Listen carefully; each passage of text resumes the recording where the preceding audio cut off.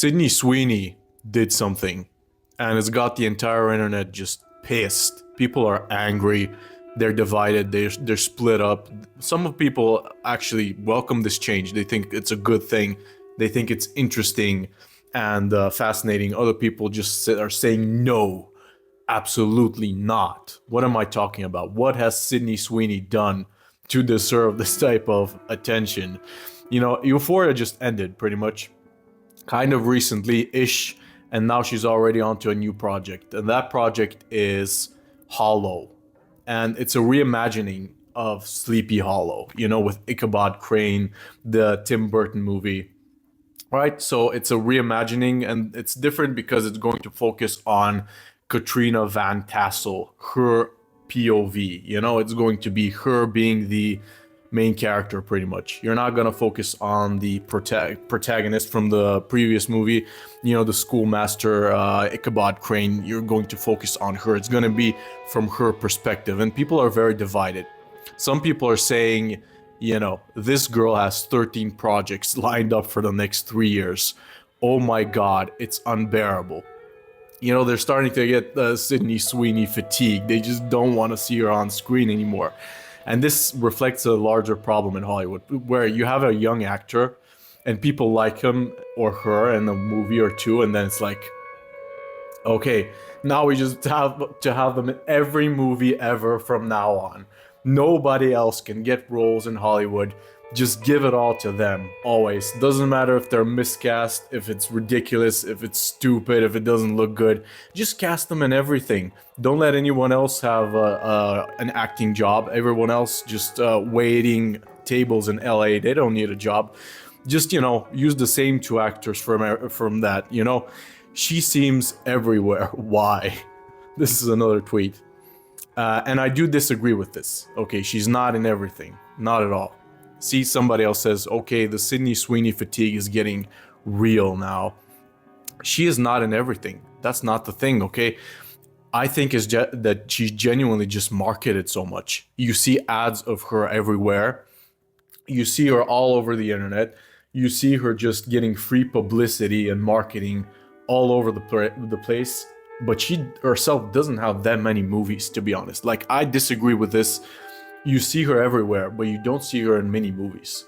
So she's not even profiting that much. I think she had like 5 movies, 2025, and something like that in 2024. In terms of like acting, if you compare her to Pedro Pascal, who he is, like, that dude is everywhere. This is not even it. Okay, but is this because of pure talent? Is it because of pure merit? Or is it something else? Is it because she's such an amazing actress? This is what her ex had to say about this. Okay, Jonathan DeVino, who's like a businessman. And this is actually a real quote, by the way. He says, she can do better for herself. Playing nudity on a series can only get you this far. Years from now, she'll be forgotten. This is why we couldn't work out. She could do anything for the screen, even if it meant losing her morals. I wish her the best of luck. I'm better without her. Imagine saying this, like, publicly, seriously. And they have, like, an age gap thing, you know, like, he's 42, she's 28. So this is pretty much every ex, like, the way they talk about the ex-girlfriend. You know, but there is like a point to this at the same time.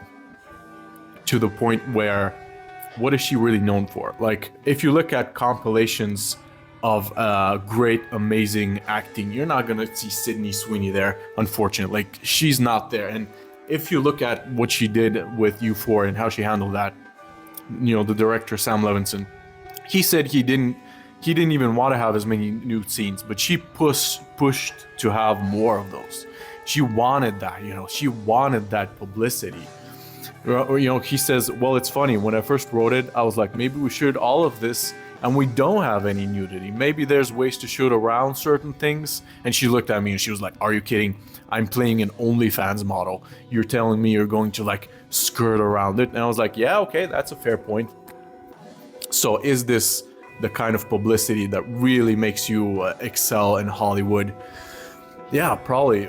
Is it really because she had to be in the role? You can have a certain role and not show everything.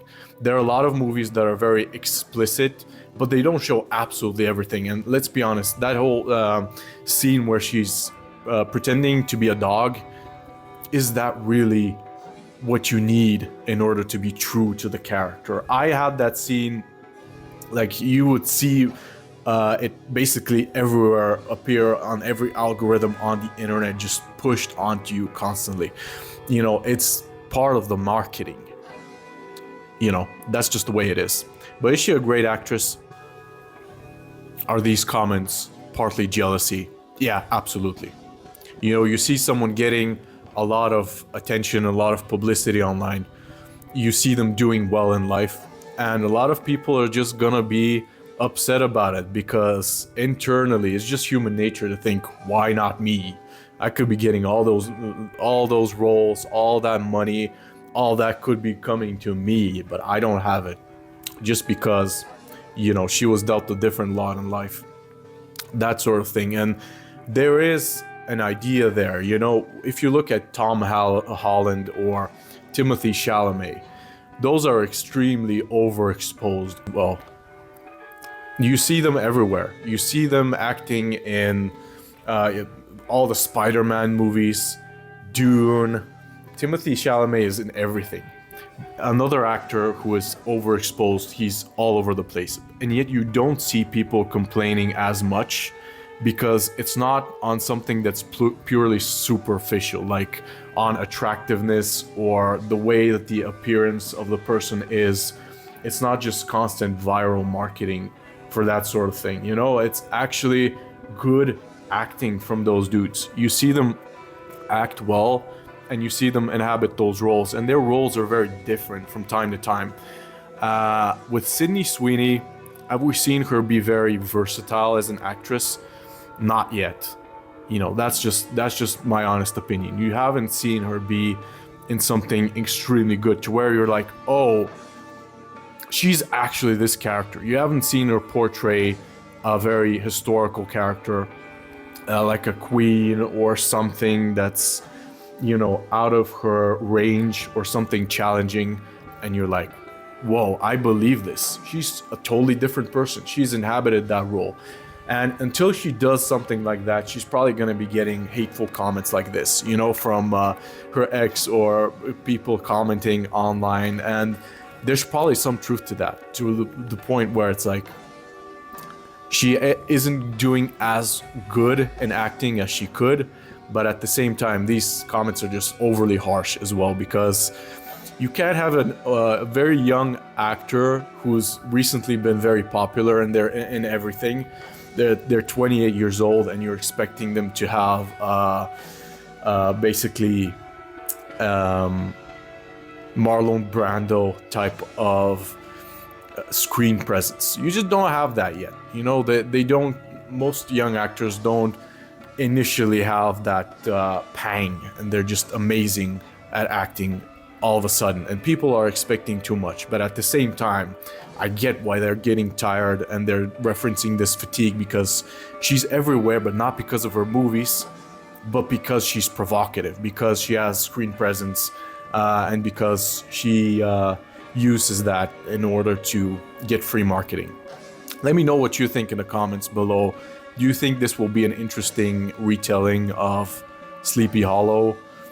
Do you think it's got something there, some potential to reimagine the story, or is it just gonna be another Men Bad readaptation to where the main character is basically ridiculed and retconned, just like, you know, The Last of Us, Star Wars, Luke Skywalker? Is it gonna be something like that, or is it gonna be something interesting and something fresh?